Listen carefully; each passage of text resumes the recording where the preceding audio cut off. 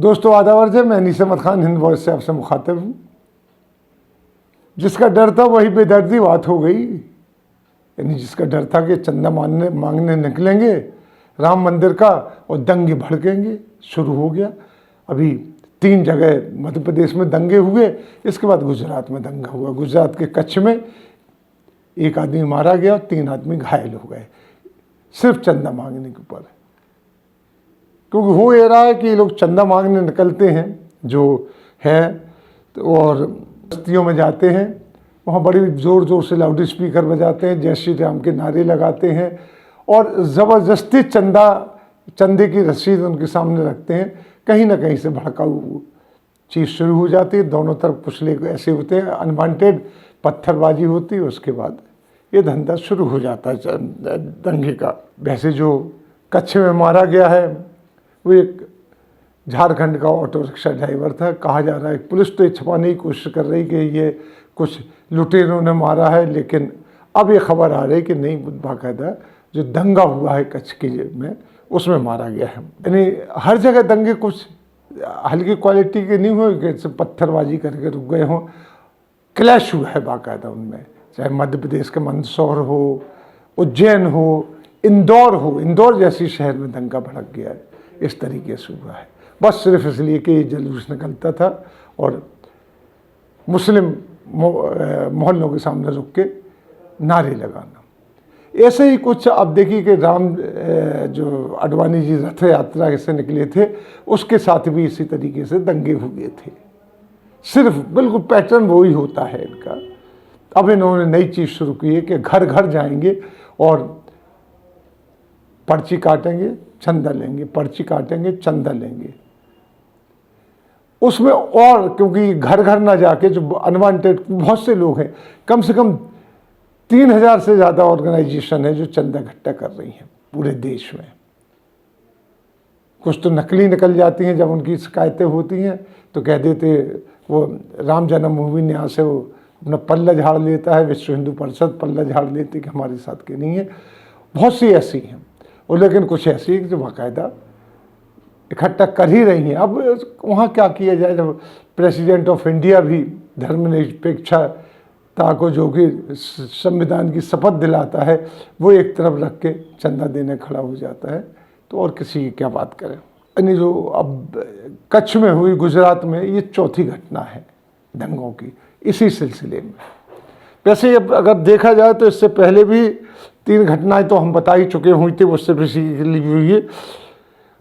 अगर सांप्रदायिक दंगों का इतिहास देखा जाए तो दंगों के बाद फ़ायदा सिर्फ और सिर्फ भाजपा को होता है। ध्रुवीकरण करते हैं, जहाँ भी दंगा हुआ है ध्रुवीकरण हुआ है। हाल फिलहाल में जो नई जेनरेशन है जो देख रही है, वो उस गुजरात का दंगा अगर याद हो तो उसके बाद बीजेपी बढ़त लेती गई। आज नरेंद्र मोदी प्राइम मिनिस्टर बने हुए हैं। दंगा 2002 का दंगा वो ख़त्म नहीं हो सकता है, इतिहास में कहा गया, जिसमें अटल बिहारी वाजपेयी भी उसके मुखालिफ थे। पूरे विश्व में जिसके बारे में क्रिटिसाइज किया गया, लेकिन मोदी जी और बीजेपी को फ़ायदा हुआ कि मोदी जी प्रधानमंत्री बने और बीजेपी ने हरदम बढ़त बनाई है। प्रजातंत्र तो देश का घटा, क्या हिंदू मुस्लिम दंगे हुए, लेकिन भाजपा का कद इससे बढ़ता रहा है। वैसे गुजरात में दंगों का इतिहास बहुत पुराना है, और जब सिख केंद्र में भाजपा सरकार आई सन 2014 से, कहा जाता है कि वहाँ बिल्कुल शांति है, लेकिन दंगे हुए हैं। 2014 से रेगुलर दंगों का हिसाब किताब चल रहा है। एक एनजीओ है, उसके रिपोर्ट के मुताबिक ये बात 2018 में तत्कालीन गृह मंत्री हंसराज अहीर ने कही थी। वो एनजीओ की बात मैं बताऊंगा ही। हंसराज अहीर ने संसद में बयान देते हुए कहा था कि स्टेट होम मिनिस्टर थे हंसराज अहीर 2018 में, जिसमें उन्होंने 2014 में बिहार में 74, 2015 में 55, 2016 में 53 और 2017 में 50 सांप्रदायिक दंगे होने की बात स्वीकारी थी। वैसे भी गुजरात में दंगों का जो क्रोनोलॉजी अगर देखी जाए तो 1946 से लेके और 69, 81, 82, 85, 1992, 2002, 2006 बराबर दंगे होते रहे हैं वहाँ पे। कोई ऐसा वक्त नहीं गया।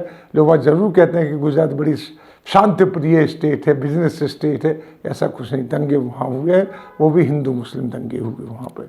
रही मध्य प्रदेश की बात, तो वहाँ पर पिछले 20 सालों में भाजपा के शासन होने के बाद शांति थी, लेकिन जैसे ही राम मंदिर का मुद्दा दोबारा आए उभरा, दंगे वहाँ शुरू हो गए। वहाँ पर राम मंदिर निर्माण में उज्जैन, इंदौर, मंदसौर में जो चंदा वसूलने में दंगे हुए ही हैं।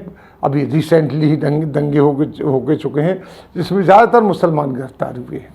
और वहाँ के गृह मंत्री ने कहा कि पत्थर फेंकोगे तो हम ऐसा ही करेंगे। कोई मतलब किसने पत्थर फेंके, ये नहीं उनका पत्थर, जबकि ये ऑब्वियस है, बताया, पुलिस वाले भी राजी हैं कि पत्थर कहाँ से चली हैं।